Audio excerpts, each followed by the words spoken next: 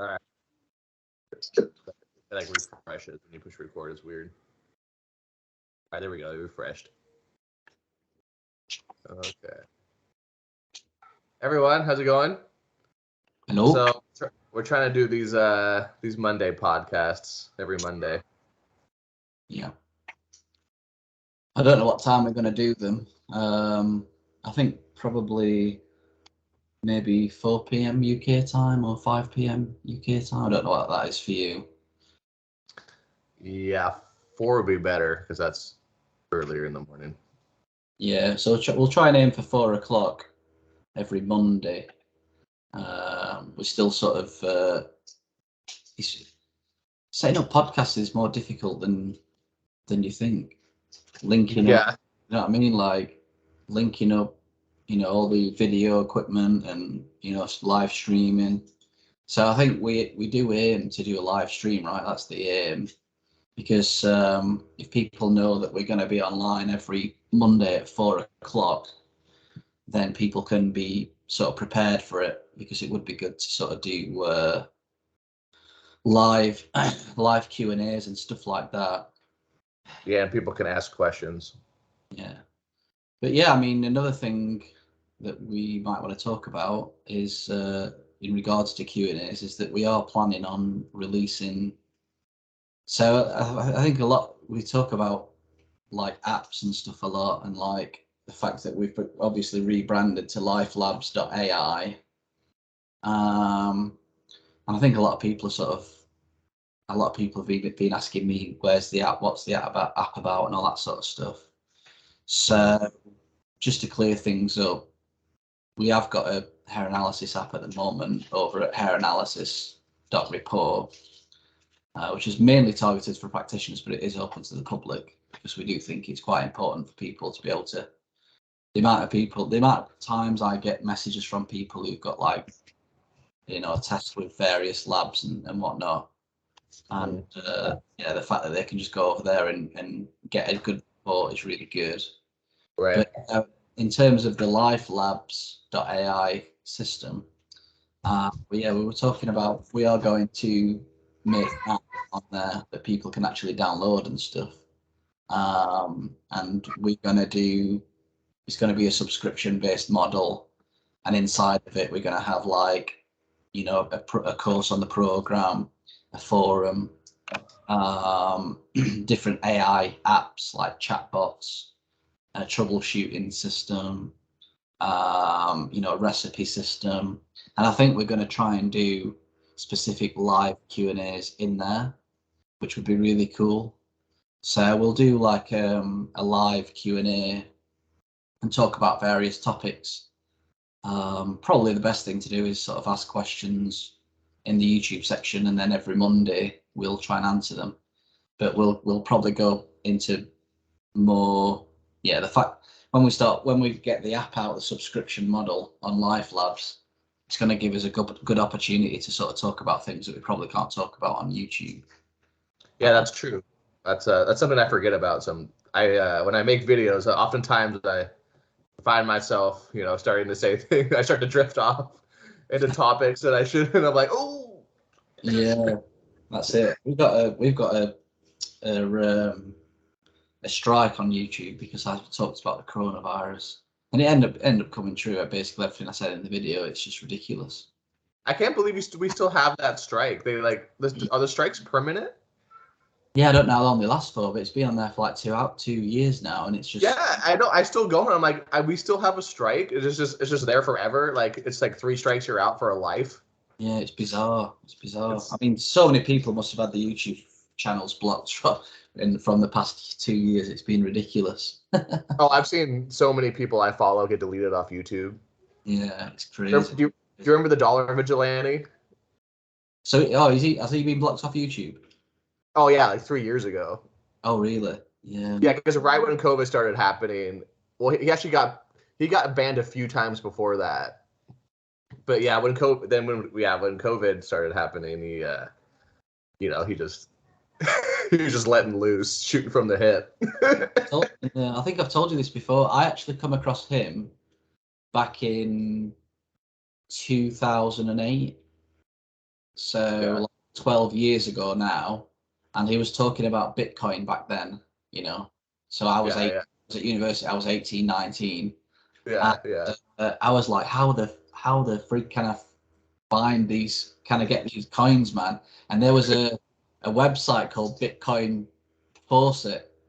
It was a little tap, and they give you free Bitcoins. If you like, I think you typed in your email or something, you got like 10 Bitcoins.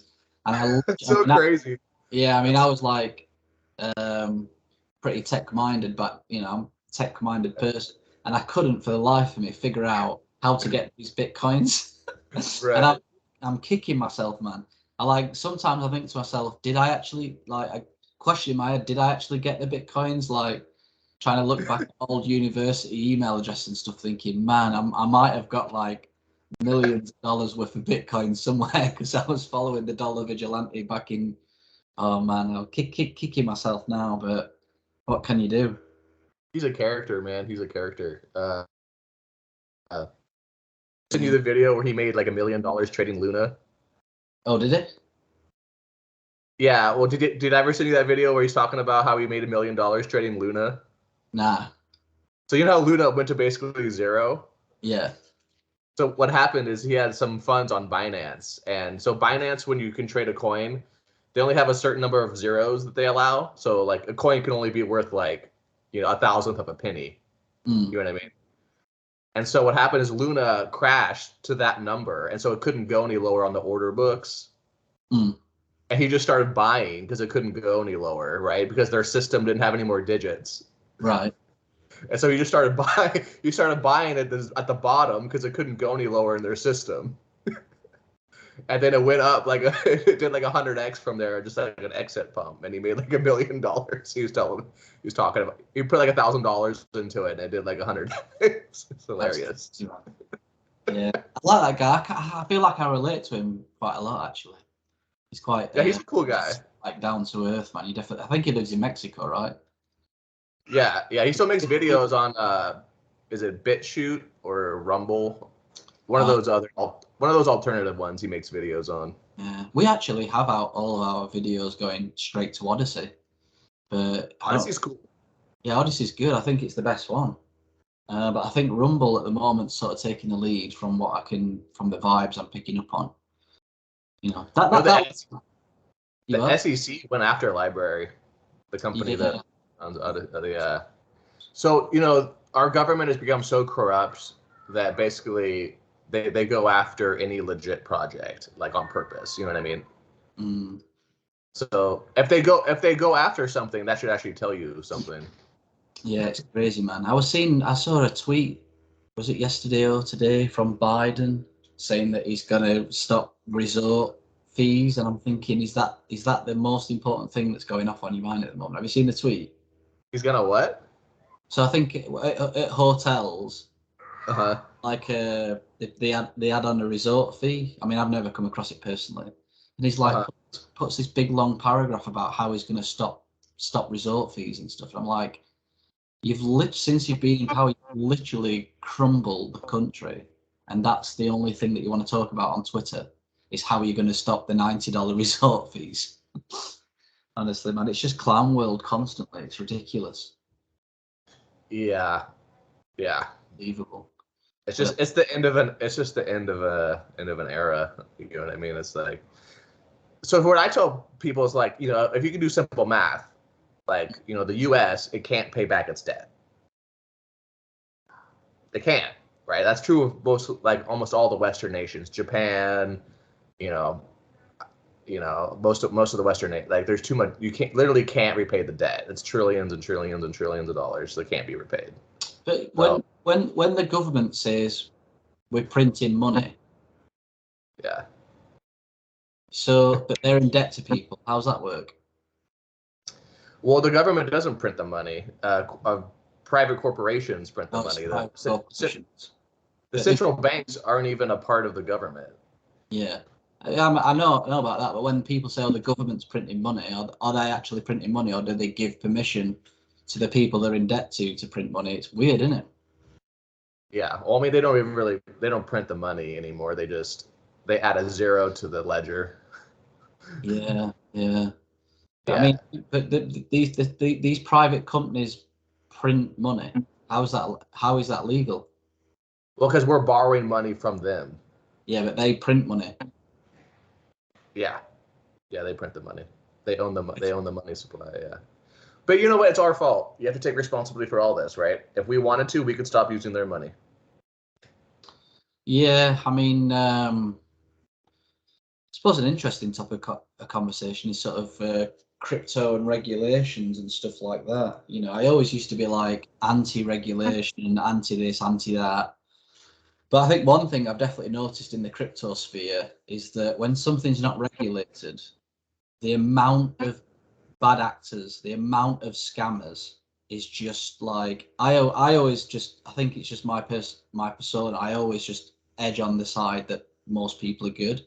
But man, the amount of scams is just completely beyond a joke. And you do think to yourself, something needs to. I mean, I understand why regulations get put in place because there's a lot of people out there that do not care about messing you over, basically. Do you know what I mean?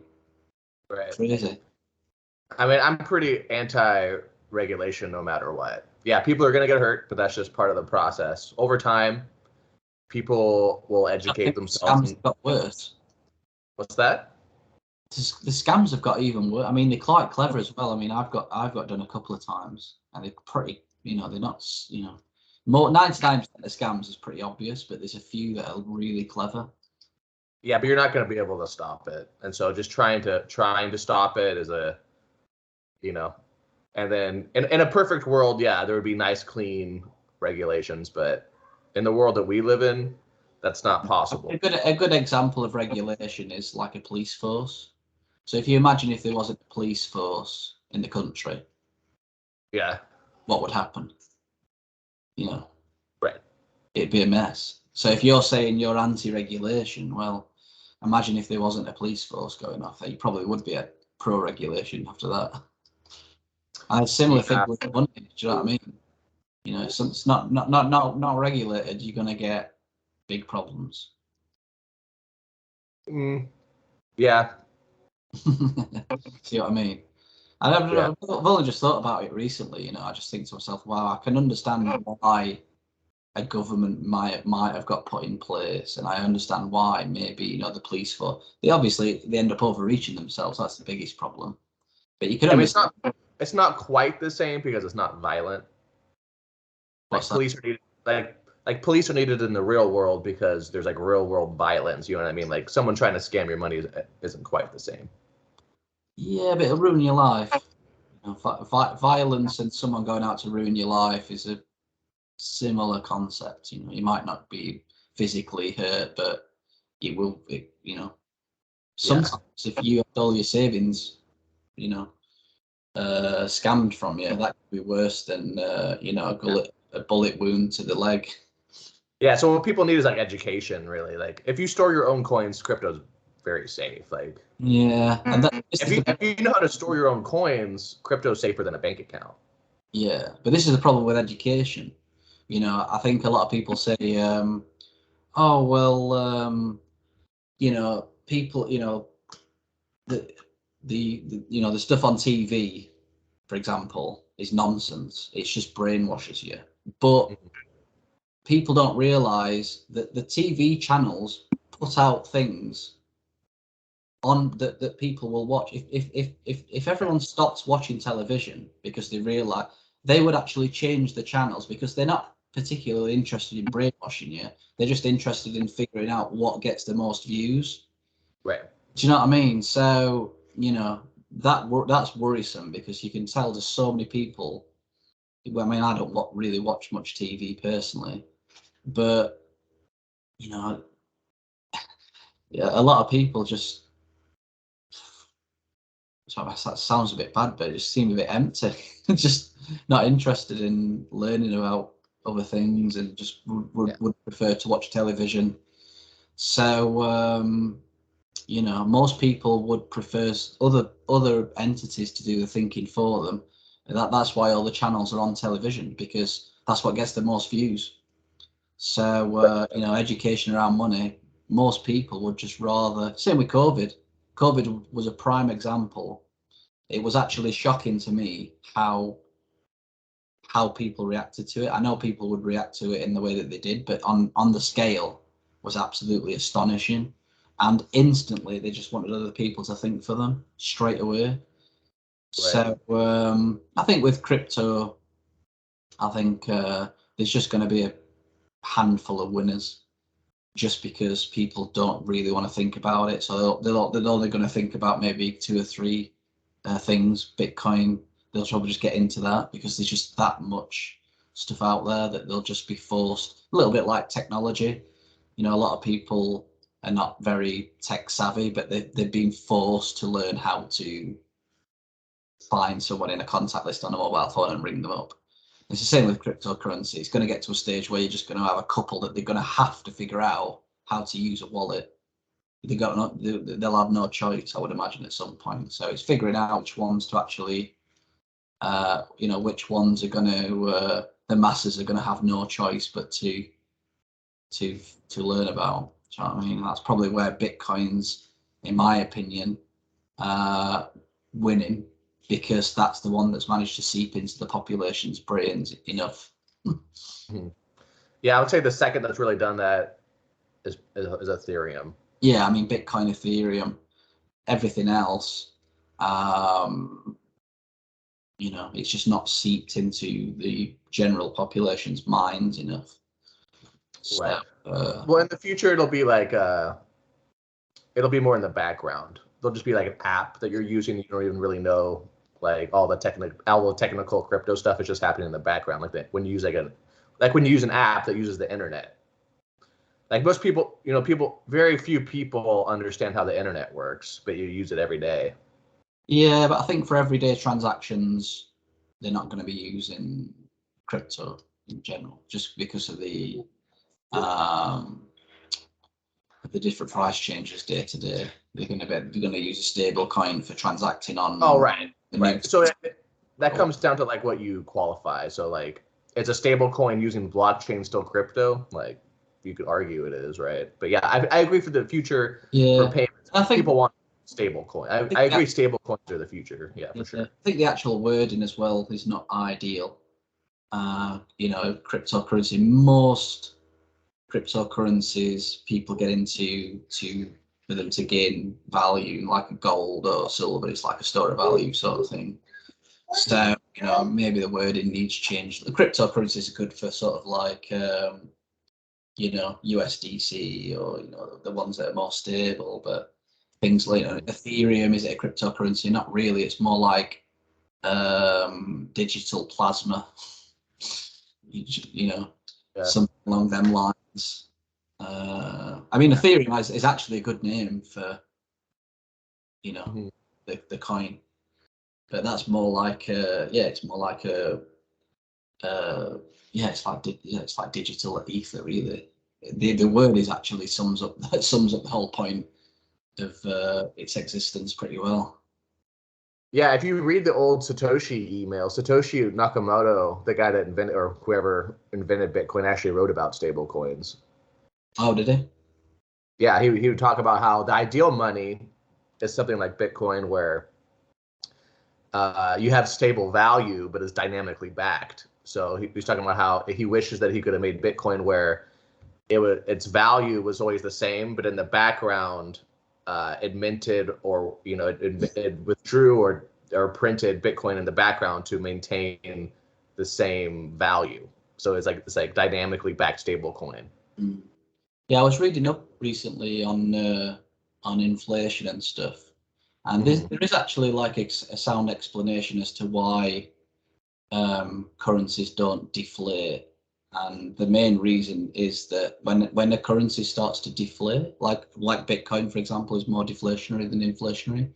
When stuff becomes deflationary, people tend to hoard. So the economy, just generalized transactions tend to slow down because people tend to hoard, not want to spend. Because and I've definitely experienced that with Bitcoin. I do not want to spend my Bitcoin because it deflates. So, you know, one of the reasons why they inflate the currencies are actually on purpose, to keep people transacting, basically. So it kind of makes sense. I mean, imagine if your currency deflated, you wouldn't want to spend it. Which is fine. I think that's actually a good thing. I think they're basically just lying to you. I think they're lying to you about the why they want to inflate. I think that's all just made up. I didn't really research it on sort of like government websites and stuff. It was quite, you know, just in my own. But you know, would it be an interesting? I don't think any civilization's done it. Has any civilization had a deflationary system in place? I suppose gold was deflationary. But that's also it depends what you mean by inflationary or deflationary. So you know, there's something that gains value. I mean, gold is inflated because they discover like 2 to 3% of the supply every year. So I mean, there's new gold being mined. So technically, gold is inflationary. Yeah, but you know, I think if it was used as currency, it would, you know, I think the amount of gold that gets found is less than the amount that people end up accumulating. But yeah, I mean, it would be a very, very interesting study to see how villages or cities would transact if the currency or whatever didn't. So yeah, I think it's just such a foreign concept, but it actually would be much better for society because we live in a consumer society where people spend too much money. You would want people to hoard more than they are today. People don't. 90% of the population hoard nothing. You know, they have like no savings. Yeah, I wonder if, but like I say, I wonder if the hoarding, if people had more of a hoarding mentality, how many services would just not be around because people don't use them. You know. Well, it would just change. There would be different services, and everyone has a price point, right? And so it's kind of like a misnomer. Like you always have to spend some money, right? Because you have to buy food, you have to buy shelter, you have to buy energy. And at a certain point, at a certain price point, everyone's going to want to spend their capital, right? Because, you know, they want things. People are always going to want things. Yeah, for sure. I think it'd be interesting. Like I say, it'd just be a very interesting thing to observe. I think people would buy better things because they would wait and buy quality stuff rather quantity, and that's the situation we're in at the moment. So, but anyway, I suppose we're going to. I suppose over the next few years, we are going to start living in a society where half of people's capital is inflationary, half of it's deflationary. Well, I mean, pretty much most of mine at the moment is deflationary. Yeah. I don't spend it, you know, but I'll probably buy a house. So that's the idea of quality, you know, or you know, buying a lab, which might be the next topic of conversation that we're going to go into. Yeah, I mean, I use crypto to buy a house, you know. Yeah. So you buy things that if you've got something that's deflationary, you see that asset as really important to you. So you're not going to let it go, like you mentioned, easily. So you would only let it go if you think that what you're getting back is of a similar quality to what you're holding, if that makes sense. You know, so a really good, you know, a really nice house, you know what I mean, a car that's really useful, Right. you know, really useful things that are going to last longer. So I think moving back to sound money will actually help heal society because the money that we have introduces all these psychological concepts, right? If you know your money is becoming worthless, you want to get rid of it. That creates problems, I think, in society. It's part of our like consumer sort of mentality. Sure. Anyway, let's talk about labs. Yeah, talk about labs. So, yeah, me and Luke are wanting to obviously set up a lab, some new labs. One in America and one in Europe. So yeah, I've been speaking to some people who can help us out with that. I have a meeting actually on Friday to discuss it. But I mean, as far as I'm aware, there isn't a reputable lab in Europe for hair analysis, which is like shocking to me, really. Right. You know, it's crazy. Really? Yeah. I mean, Do you know any? Where does doctors' data? Is that USA based? I don't know. Yeah, I don't know, but I mean, you know, I definitely don't. I'm not aware of any in the UK. I'm sure people have got the equipment because they're using it for other things, but we are desperate for a lab here in the UK. So see how that is. I'm not sure how much it's going to cost. Yeah, we'll see. Now that I have property here, I can set up a lab here. Yeah. So that's plop it down somewhere. That's it. That's it. Yeah. So yeah, that's definitely something that will be coming down the line. But we all the stuff that we're doing with the AI systems and report systems and apps and all that sort of stuff is going to hopefully be integrated into the lab. So that's going to be pretty insane. Looking forward to it. But it's going to be a lot of work to do. Yeah, it's gonna be good just having like have it being like what they call like vertically integrated, where it's like one system where you test the hair, you have the supplements, you have the AI, you have the app to help people, you have the education, you have everything through one system. Yeah, for sure. Yeah. So but yeah, I think if like I say, if we are doing more of these videos, it would be great to get some comments in the chat. I got a comment about my kid where I'd done a hair test on him. Yeah, he hasn't got enough hair. Yeah, is he got thin blonde? Yeah, I can show him you if you want. Yeah, let's see him. Yeah, do you want to grab me Eden, Amber? I'm going to show him to the world. I mean, my son didn't have enough hair either. Yeah, well, it is growing a little bit, but if I chopped it now, it would just be a bald patch. My wife is blonde, so. My wife is blonde, so my son has her hair. Hello, Miss. Yeah. Hello. Everyone, say hello to everyone. Hey, you're a super baby. Hey, you're a super baby. Hey, this is your first time on YouTube. What do you think? Hello. Say hello. You're laughing. It's mesmerized. Yeah. What are you looking at? Back to mommy. Man, they grow up so quick. They do grow up very quick. 5.5 months. Yeah. How many you got? 3? Yeah. He'll be crawling soon. Mm. So around like 6, 7, 8 months, they start. Yeah. It's just starting to I think the next step is going to be sitting up on his own and whatnot. He's just started having some food. And then they start getting into everything.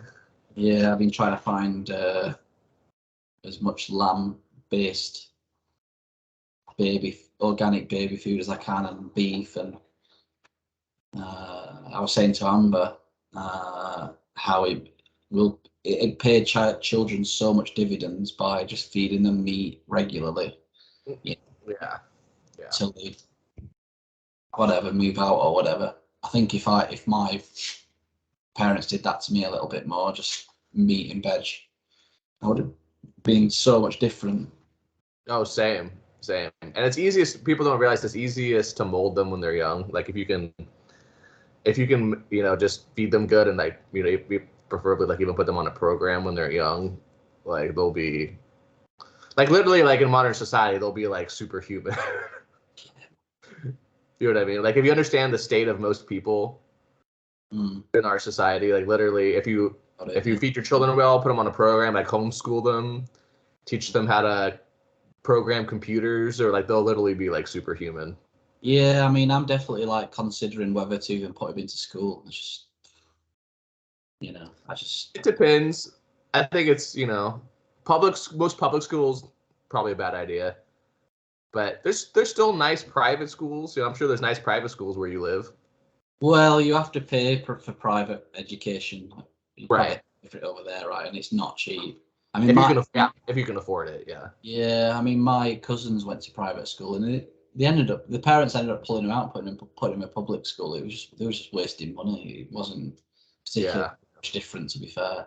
I think one good thing about the public school system is that it makes you more streetwise.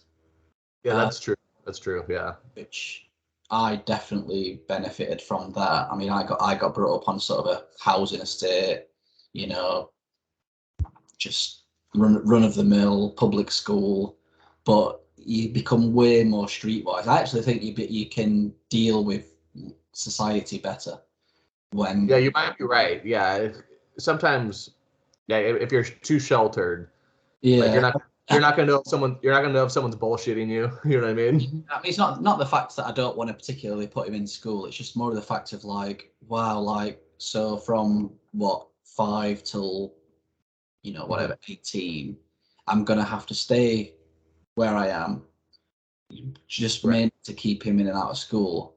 Whereas, you know, I could travel the world with my kid, or kids, depending, you know, show them things, have amazing experience. Right. You know, for the next 20 years, I mean, in 20 years' time, I'm going to be 50. I mean, that's not particularly old, but I think, well, you know, for the next 20 years, I'm basically going to be stuck in a house. And just so he can go through the school system when we could be traveling around, go and visit, you know, wherever.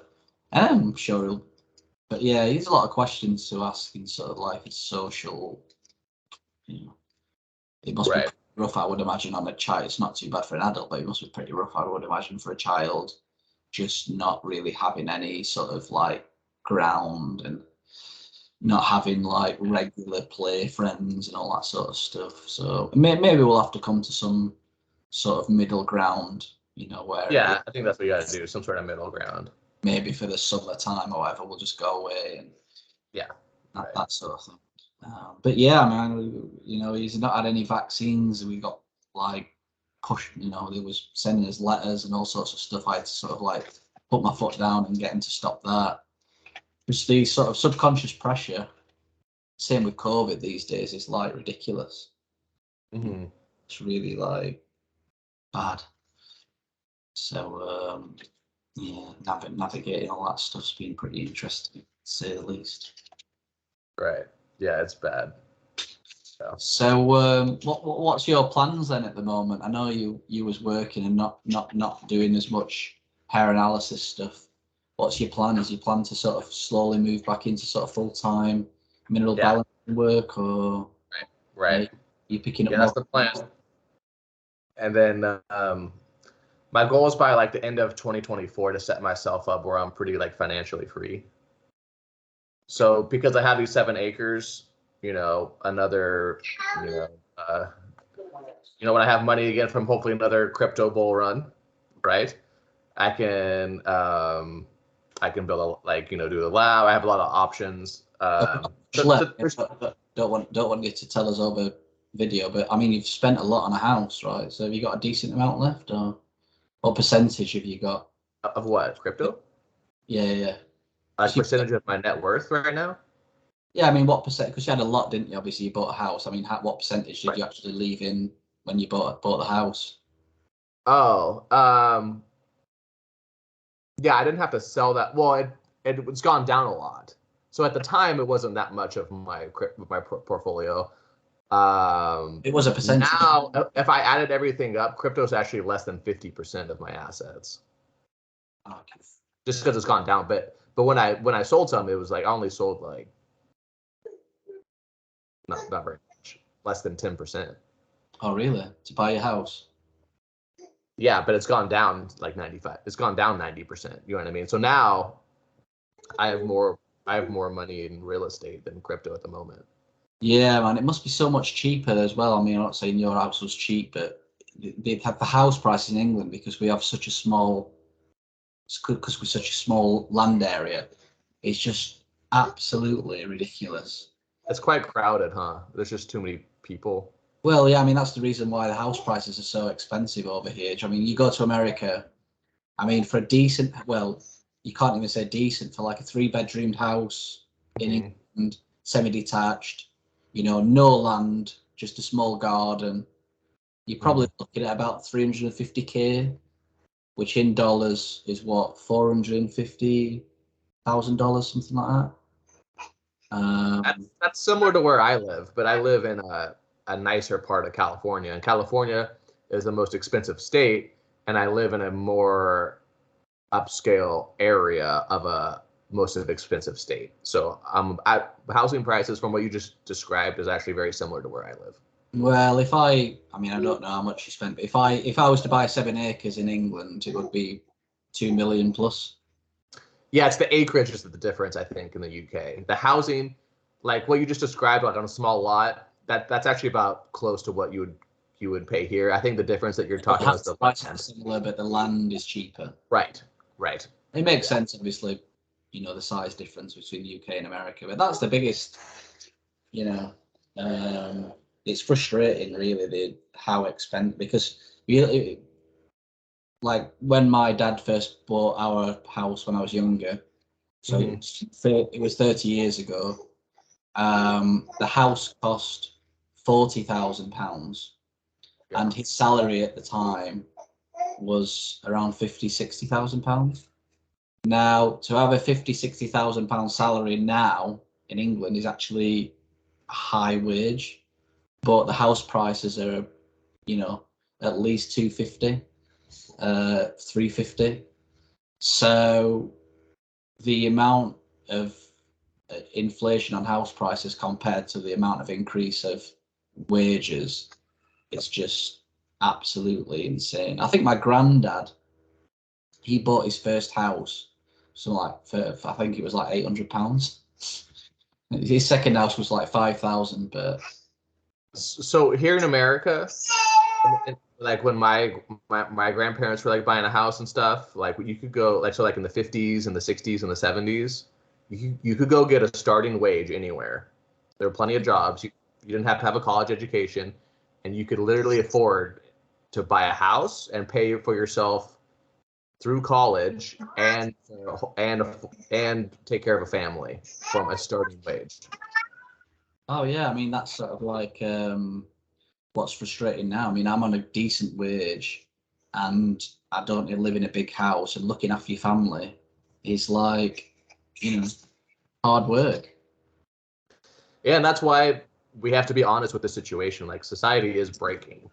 It can't get worse and worse like this. Like the discrepancy of people being able to afford housing, it'll reach a breaking point. Well, it already is. Well, I think this is the whole idea of, you know, the Great Reset, the Agenda 2030. You know, the whole idea of you own nothing and be happy. I think a lot of people was wondering how that happens, but you can't afford anything. Everything becomes a service. You know, including your house. Well, rent. If you can't, I can't see people being able to afford a house in 10 years. People that might be young people, with the way it's going at the moment, I think it's just going to be impossible.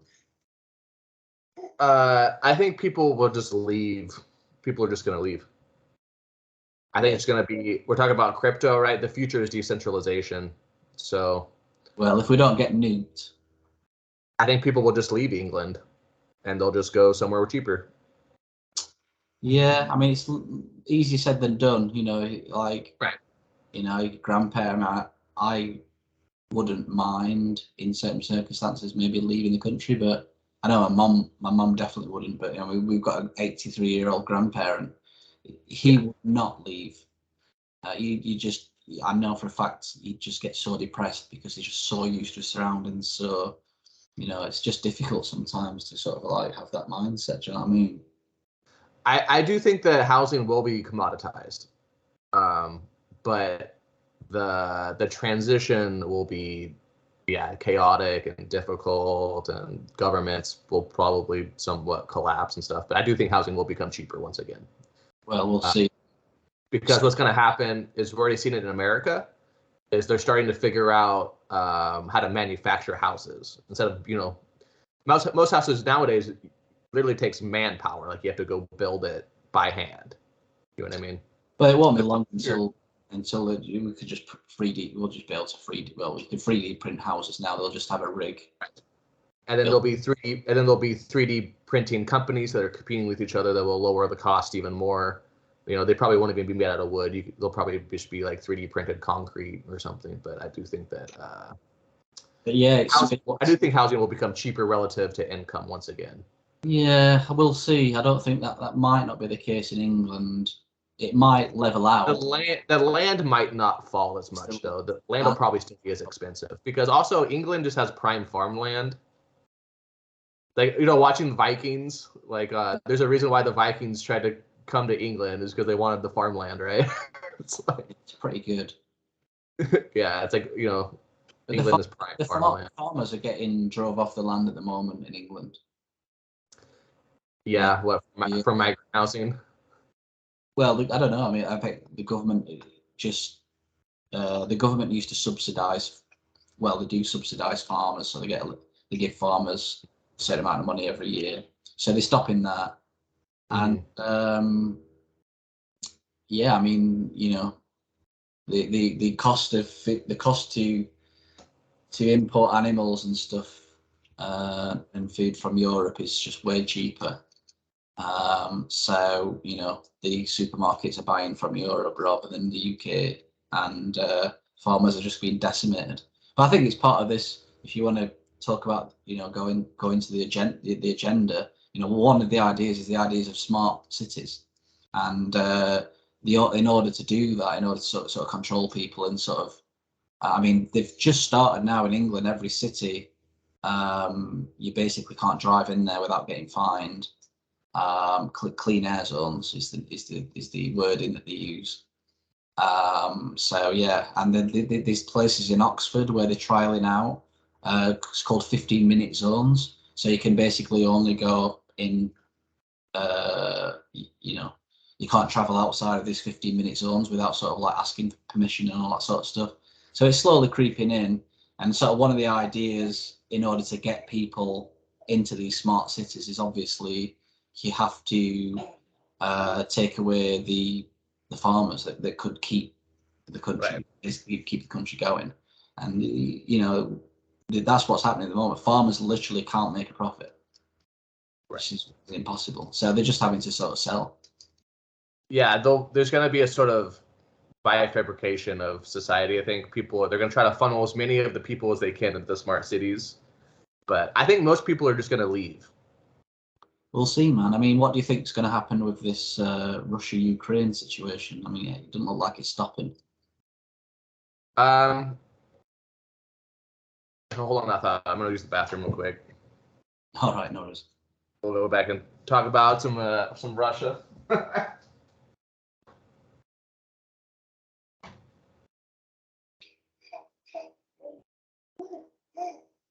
Yeah, so yeah, for anyone that's still watching while Luke goes to the toilet, we are going through a process, obviously, at the moment of rebranding. So you'll see things change over the next few weeks to Life Labs, and yeah, I think Luke's trying to pick up more clients. He's got more time to do that. So if you're interested, obviously, give him a shout. But yeah, I really want to get the YouTube channel running really well. I was saying to Luke, so one of the issues that I've always had on YouTube is a sort of underlying fear of not wanting to grow the channel too big, because we didn't have the facilities or the services or the manpower to actually like take on a lot of clients. But now we've got a system in place that's going to be much easier. So yeah, let us know sort of what sort of things that you like to watch, sort of how regular you like to watch our videos and content, what sort of content that you like to take in, you know, things that can help you out. So obviously our new app service, yeah, let us know the things that you might want on there that's going to help you out and stuff like that. And yeah, I think that'll be a good tool for people. Yeah, I think, you know, as well, one of the things that Dr. Wilson sort of stops us from doing is creating communities. So now that we don't have that issue, creating a community is going to be much easier. But I generally find, I think if we had a forum inside of the app, that's probably going to get much more people using it than sort of like a Discord group or a Facebook group. Whenever I've tried to set up Facebook groups in the past for my clients, people generally don't post too much. I think they sort of prefer like the sort of chat functionality of Telegram and WhatsApp and stuff. I think with the subscription forum and chat thing where people have actually like paid to actually get into the system, it's going to get used much more. Right. So yeah, we'll see how that goes. But yeah, now I'm interested to hear your views on what's going off in Russia. Well, first of all, we have to understand that those two groups have been fighting over that part of the area back and forth for as long as history has been recorded. You know what I mean? There are just certain areas of the world where they've been at war with each other since we've had history, basically. Same thing with like the Middle East, for example. What's that? About all of Ukraine, or just areas of Ukraine? That area, though, the eastern part. Yeah, but he's wanting to take over the whole country. Has he though? Does he want to? I don't know. That's what they say he wants to. Only Putin knows actually what he wants to do, right? Well, exactly. But you know, would you basically have the whole world or most of the world go against you, not wanting to do much with you in terms of trading and stuff? Would you risk that for a few small patches of land? You would if you know that it would weaken your enemies. Yeah, I don't know. Is it weakened? I mean, really, I feel like he's just got bait on the end of a fishing line, knowing full well that Western countries are going to take the bait and help Ukraine, and that's going to be a good excuse for him to just take things further, which was his original plan. Well, I think he just wants to drain us of money, so we're spending a lot of money. I mean, we have to understand that in a full-on kinetic war, Russia does not stand a chance versus Western nations. So people seem to think that, like, you know, Putin wants to drag us into a full-scale. This war will take whatever shape Western nations want it to. With the flick of a wrist, right now, Western nations could crush the Russian army in Ukraine if they wanted to, if the will existed. The problem that the will does not exist. The reason why the war is still happening is because Western nations want it to continue. Yeah, exactly. Anyway, we might have to wrap it up soon because Eden's sort of crying a lot. We're actually up to an hour. Yeah. Time. So I think, right. I think it benefits both parties. Putin is able to take strategic resources and land and to be viewed as tough in the eyes of his people. And for Western nations, it's a giant slush fund where they can basically harvest taxpayer money from their citizens into a war that doesn't end. You know what I mean? Yeah, it's going to be interesting to see how it progresses anyway. Right.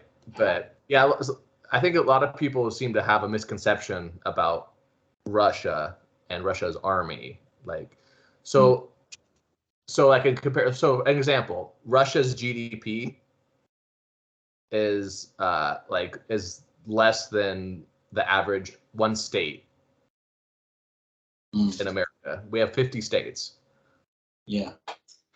Wow, I didn't realize that. I thought that GDP was. I mean, how big? I mean, I know England's the 6th biggest country. Oh, your GDP is a lot higher than Russia, really? I believe so. Yeah. Yeah. Well, in terms of population, we've got much. Russia's a lot poorer than people. Russia's still very poor. I guess so. This is where. And people understand like the modern, like, even with all America's problems and the wokeness and Biden and everything, people don't understand that the American military is 100 times more powerful than the Russian military. It's people that, and then you see people on these forums talking about the might of the, like, it's so cringe, honestly. The only reason the war continues is because we want it to. I think that's the first thing that people have to understand. Russia might not have a big GDP, but China did. Yeah, China has a bigger GDP than Russia. Yeah, so China, Russia, friends. Add two Yeah. together. Yeah, for now. I don't know.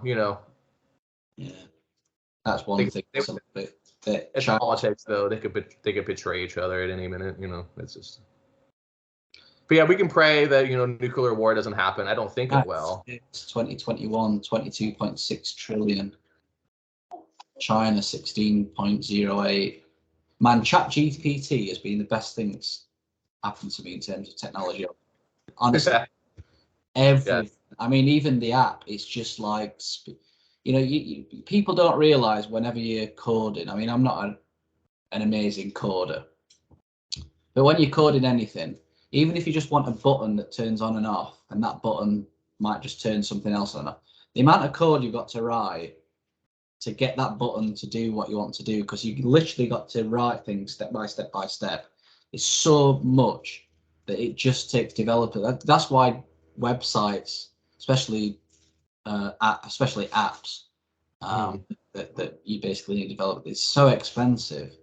Right. Because, so ChatGPT is literally saving me hours and hours and hours every week, because I can just type in what I want, and it'll just print off.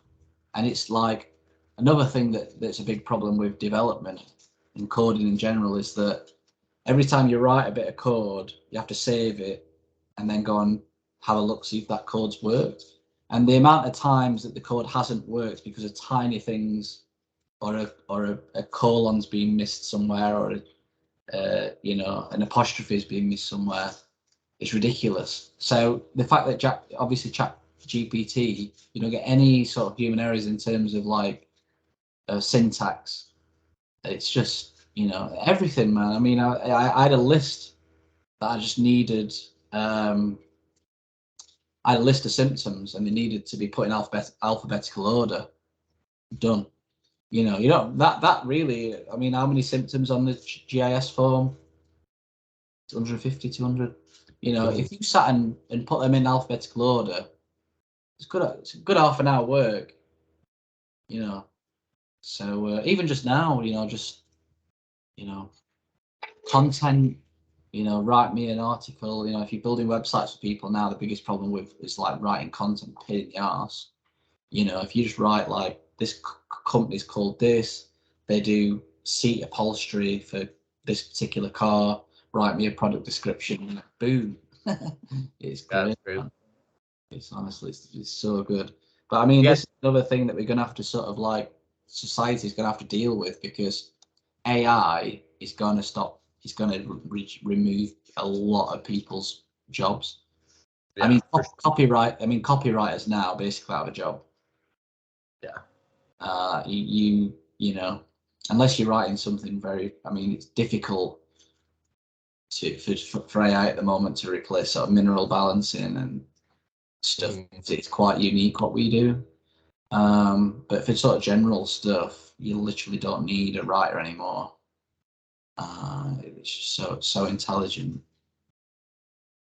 Well, it's not intelligent. It's just been given millions and millions of pieces of content, and it just tries to figure out what word will come next. That's how ChatGPT. It's not like conscious or anything like that. It's just been. It's the same with Midjourney. It just gets fed so many images that it just says the likelihood of this piece of text being related to this image is, high. So I'm going to show you this image. Yeah, I had this debate with with an Orthodox Christian guy on Twitter, because he was talking about how like ChatGPT, like the AI is quite woke. Well, I've noticed it has actually got woker since it released. Right, and he was saying how He's literally saying it's a demonic consciousness. I'm like, dude, it's not. It's just. First of all, I think there's like a little bit. There's a lot of sci-fi movies and stuff, so we kind of get this misconception of AI. I don't think AI can only do what humans program it to do. Yeah. It's not conscious. I mean, It will never be conscious in the way that we think of consciousness. No one's actually developed a general, what's the word? Like a general AI. No one's actually developed that yet. General AI is, I don't even type it in ChatGPT. Yeah.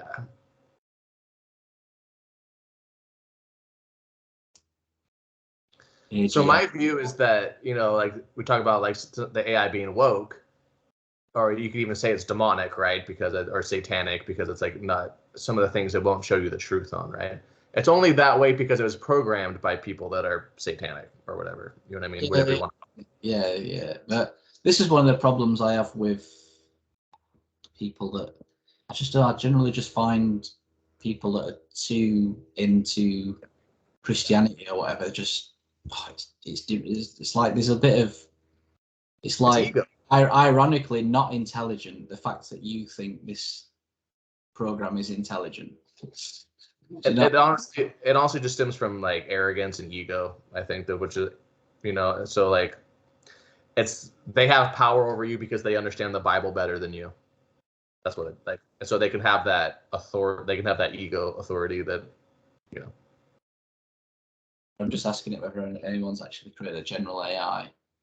The general AI is basically an artificial intelligence system that can perform any task a human being can do, which includes but not limited to reasoning, problem solving, learning, perception, natural language. To date, no one has created a general AI system. But yeah, I mean, unless there's a soul involved, right, it can't be conscious, in my opinion. Which I think they'll try to convince people that we can merge with machines. Yeah, it's gonna annoy the really scientific people who think that consciousness, because if think about it, if consciousness has been developed by the brain, it's not come from some outside system, then technically you should be able to create consciousness. It's basically an algorithm. Do you know what I mean? But right. I'm pretty sure, in my opinion, that consciousness is not physical. Yeah. So I just don't think it's going to be able to. We're probably going to get to a point, and not too soon. I mean, ChatGPT's obviously convinced some people, but it's going to get to a point where it does feel like you're talking to a human, but you're not. You're just talking to you're talking to an algorithm. Right. But the science people would probably say that we're just algorithms, really, if they want to go down that route. Yeah. And we have to embrace these things. AI's here. It's not going away, and so you might as well utilize it for good and for your business, because if you don't adapt, you'll die. Yeah, I think AI, and when we're talking about AI in terms of like hair analysis and stuff, when we work with clients, we're basically running algorithms. I'll give you a simple example. If this person says they've got Graves' disease, do not give them thyroid complex. A lot of practitioners are like, oh, you can't, I'm not saying we're going to replace practitioners, because there's definitely an experiential, intuitive thing. But, when people say, oh, you can't develop supplement programs, but it's like, yes, you can. If you get enough information from that individual, all a practitioner does is run algorithms. Right. If you have a history of cancer, do not give Endotrin. Do you know what I mean? Like, if you have Candida, take garlic. It's just an algorithm. So I'm pretty confident that our system at one point in the future will be better than practitioners at providing programs to people. But it will never be able to, people need that call and that explanation and that human contact sometimes of like, this is what you're going through, you know. But there's literally thousands of that. I mean, one of the biggest problems that I had as a practitioner is you get a phone call off a client, I'm going through this problem. You have to then go through a series of questions to actually try and figure out what's going off. Now, troubleshooting app, in my opinion, will get to a point where that system will be able to ask more questions than what you can do over the phone.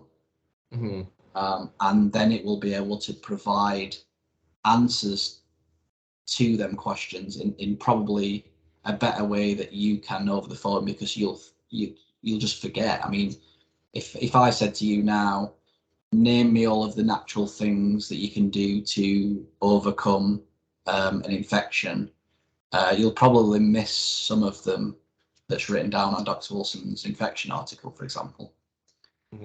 So using AI in that respect, it will be better than a practitioner. Right. Yeah, you can train to say AI itself is demonic is such a cop out. You can train AI to do anything. You can train AI to be the opposite of demonic. I think a lot of people imagine you had an AI bot that was just trained to answer any question about the Bible you had. Yeah.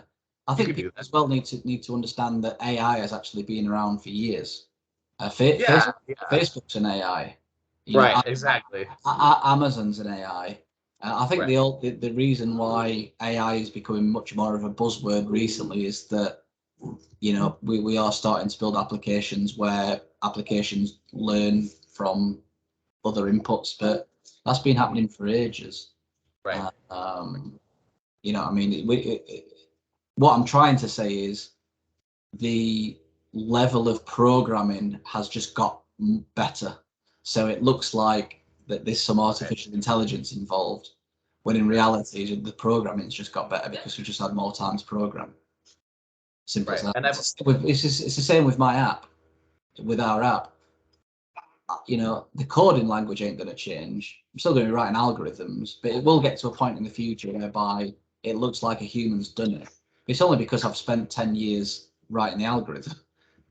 Yeah, and you can prove to people that it's not so I'll make a video on this. Maybe I'll make it today. I'll show people how easy it is to trick ChatGPT. You can trick it quite easily into basically contradicting itself about controversial subjects.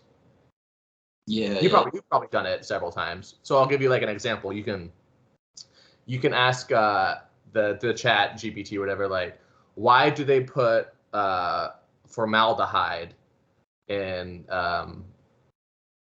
in the injections, right? And it'll give you a reason, and like then you can ask it why is it safe? Why is it safe? And then it'll give you the reason why they think that amount of formaldehyde is safe in the injections. And then you can ask it, okay, what is the safe amount of formaldehyde to consume? And it'll tell you no amount is safe because it's toxic. And it'd be like, well, you just said, like, it's very easy. You can do that with basically any woke subject. You can. Yeah, that's the funny thing about ChatGPT is you can tell that they've coded some wokeness into it, but because wokeness is basically, it's a fallacy. The arguments are basically stupid. You can basically just tell GPT, I'm sure you can get into some fun things with gender on ChatGPT. Yeah, so another interesting question is, so legally you can't own a number, right? Okay. And so you can't, and so if you ask ChatGPT, how can you own a Bitcoin? It'll say, yeah, you can own a Bitcoin because you can own a private key. And then you ask it, what is a private key? And a private key is just a bunch of hexamal numbers, right? And then you ask it, can you own a number? No. So technically you can't, with our current legal system, you can't own a Bitcoin. Because how can you own a number? It's just a number. There's a lot of interesting things you can make it mix up on. And I think it shows the power of just understanding how to think properly, like the Socratic method of asking questions. Because if you understand like the Socratic method and like how to ask someone questions, you can make them trip up on themselves to any sort of like wokeness, like about gender or anything to help. And it helps people a lot when you ask them those questions because they're having to stop and think and answer those questions. Yeah. And it helps them see the hypocrisy. Oh yeah, for sure. Anyway, on that note, I think we should wrap it up. We've gone over an hour. That was fun. So yeah, obviously this is not going to be live, but we are going to try and do live. We'll try and do a live stream next week. I have been watching some videos on how to live stream on the streaming platform that we're using, so we'll figure it out. So let's say next week, 4 o'clock UK time. I don't know what that is in California. Do you have? Is it just one time zone in California? Or do you? Is it that big? You have a couple? No, it's only one time zone. All right, cool. So it's 8 a.m. for you, is it? Yeah. All right, so 8 a.m. California time, 4 p.m. UK time. Any questions? Write them in the chat, and we'll get around to them. Yeah, comment below. Don't forget to like and subscribe. Yeah, we're gonna have to start doing that soon, aren't we? Little advertisements in between the podcast and stuff. Yeah. We're just gonna have a small break. Yeah. So, anyway. A little tea break. All right, bye guys. Bye bye.